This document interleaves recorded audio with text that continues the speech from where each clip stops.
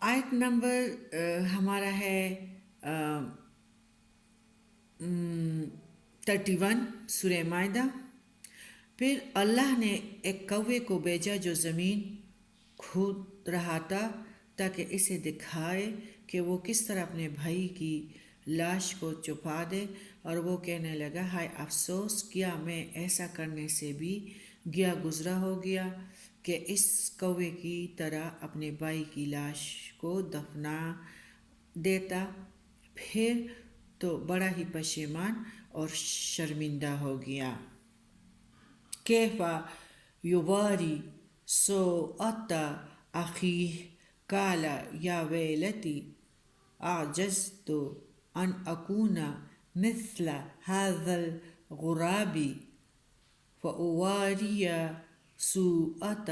اخیہ فاصبح من النادمین۔ اور اسی وجہ سے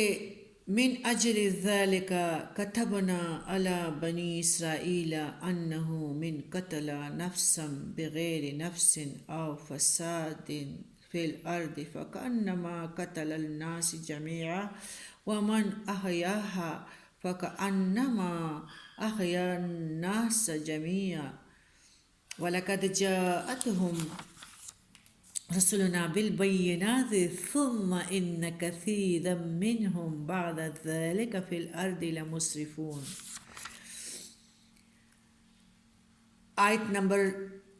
32۔ اس وجہ سے ہم نے بنی اسرائیل پر لکھ دیا کہ جو شخص کسی کو بغیر اس کے کہ وہ کسی کا قاتل ہو یا زمین میں فساد مچانے والا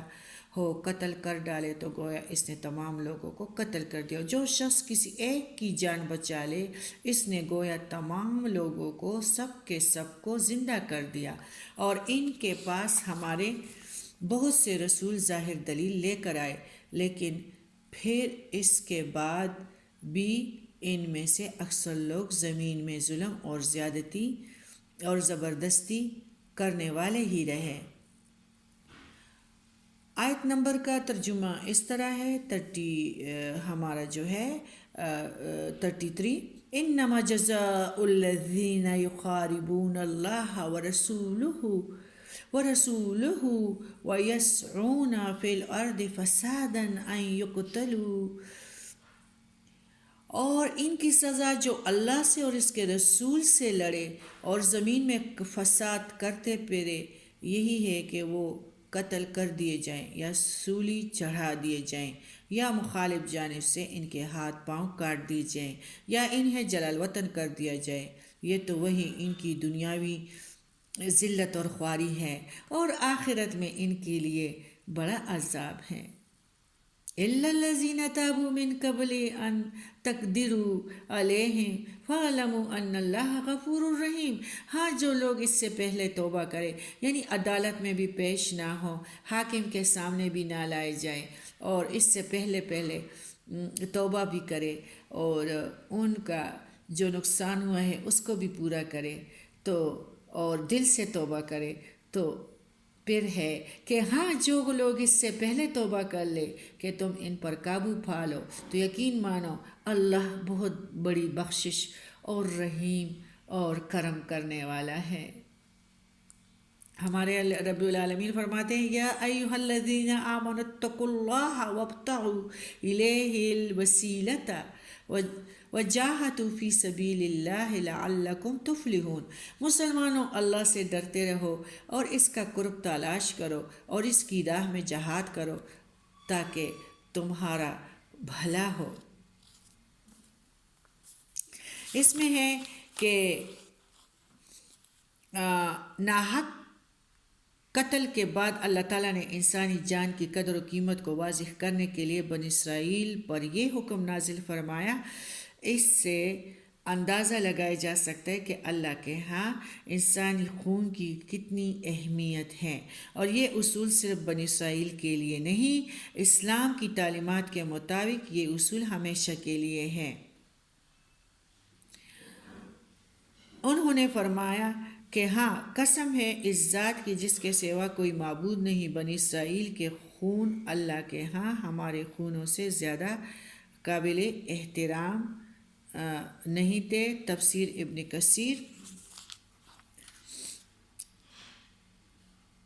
اور جو ہے ہمارا 32 تو اس کی تفسیر اس طرح ہے کہ انبیاء بنی اسرائیل کے پاس دلائل لے کر آتے رہے، لیکن ان کا رویہ ہمیشہ حد سے تجاوز کرنے والا ہی رہا۔ اس میں گویا نبی کریم صلی اللہ علیہ وسلم کو تسلی دی جا رہی کہ آپ کو قتل کرنے اور نقصان پہنچانے کی جو سازشیں کرتے رہتے ہیں یہ کوئی نئی بات نہیں ہے، ان کی ساری تاریخی مکر اور فساد سے بری ہوئی ہیں، اور آپ بہرحال اللہ پر بھروسہ رکھیں، تمام سازشوں سے بہتر تدبیر اللہ تعالیٰ کرنے والا ہے۔ یعنی آپ کا ایک بال بھی بیگا نہیں کر سکیں گے۔ ان کا تو یہ رویہ ہے دنیا والوں کا کہ حق والے کو پسند نہیں کرتے۔ پھر ہمارے جو ہے کہ چور کی سزا اور قاتل کی سزا یہ ہے کہ چور کے ہاتھ پاؤں کاٹ دو یا جلال وطن کر دو۔ اس طرح تھا کہ کچھ قبیلے مسلمان ہو کر مدینہ میں آئے اور انہیں مدینہ کی آب و ہوا راس نہ آئی، تو نبی کریم صلی اللہ علیہ وسلم نے انہیں مدینہ سے باہر جہاں صدقے کے اونٹ تھے، استبل تھے، ادھر بھیج دیا کہ ان کا دودھ اور ان کے پیشاب پیو، اللہ شفاعت فرمائے گا۔ چند روز میں وہ ٹھیک ہو گئے، لیکن اس کے بعد انہوں نے اونٹ کے رکھوالے اور چرواہے کو قتل کر دیا اور اونٹ ہانک کر لے گئے۔ نبی کریم صلی اللہ علیہ وسلم کو اس امر کی اطلاع ملی تو آپ صلی اللہ علیہ وسلم نے ان کے پیچھے آدمی دوڑائے جو انہیں اونٹ سمیت پکڑ کر لائے۔ نبی کریم صلی اللہ علیہ وسلم نے ان کے ہاتھ پیر مخالف جانب سے کاٹ دیے، مخالف جانب سے اس لیے کہ خون بھی زیادہ نکل سکتا ہے، مر بھی سکتے ہیں، مخالف سر اور دوسروں کے لیے وبال جان پھر بن سکتے ہیں نا، بالکل ایک طرف سے بالکل وہ ہو جائیں گے تو مخالف سمت سے تو دوسرے میں سہارا بغل میں پکڑ سکیں گے اور ایک پاؤں سے چل بھی سکیں گے، تو مخالف سمت سے کاٹ ڈالے اور ان کی آنکھوں میں گرم سلائیاں پیارے نبی نے پھروائیں۔ انہوں نے بھی چرواہے کے ساتھ ایسا ہی کیا تھا، پھر انہیں دھوپ میں ڈال دیا گیا حتیٰ کہ وہیں وہ مر گئے۔ صحیح بخاری اور صحیح مسلم صحیح مسلم جلد نمبر 9 1671، صحیح بخاری حدیث 2333۔ پھر اس طرح ہے کہ